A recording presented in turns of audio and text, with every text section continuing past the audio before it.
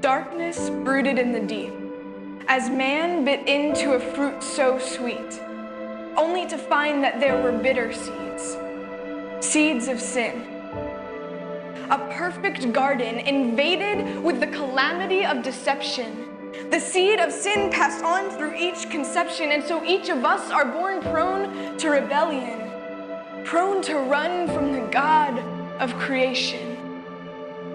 Filled with darkness, children of wrath, slaves to our sin, walking a defiant path, consumed by fear, jealousy, and pride, gluttons of the world, yet never satisfied, holding on to our own strength, determined to do things our own way, convinced we could run and win this race, yet cowardly hiding behind bushes in shame, unable to look him in the face, knowing that our disobedience had exposed our nakedness and that our mistakes had revealed our neediness. When we looked around, all we could see was darkness. We felt helpless. We were lost. But our God is not a God who mocks us. He doesn't look upon our weak state and laugh at us. No, he's a God who stepped off his throne to come save us. For the sake of the sinner, God put on flesh. He became man, a baby born in Bethlehem. For the sake of learning obedience, God suffered many things, and in being made perfect, he now serves as our high priest. Christ came in order to pay our debt. He took the punishment we deserved, a sentence of death. For the sake of the world, Jesus was raised on a cross. He was beaten and bruised, but he declared, "It is finished."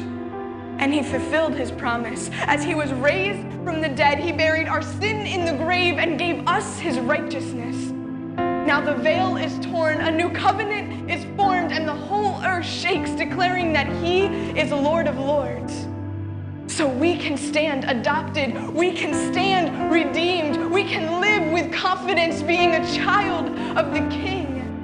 We are filled with God's light, a city on a hill that cannot be hidden. We are called friends of the Most High. In him, we are a new creation. We are a chosen race, a royal priesthood, a holy nation.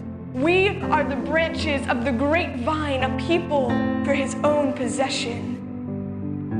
We are called to be warriors, and we are fully equipped, wearing the helmet of salvation and the breastplate of righteousness, the belt of truth around our waist, in our hand the sword of the Spirit, wearing shoes of the gospel of peace, and faith constantly shielding us. Our fight is not with man, but with evil principalities, but we are called to be champions. We are called to be proclaimers of victory. For the Lord goes before us and behind us and surrounds us on all sides, and he left us with his Spirit to comfort and to guide. We are called to fight.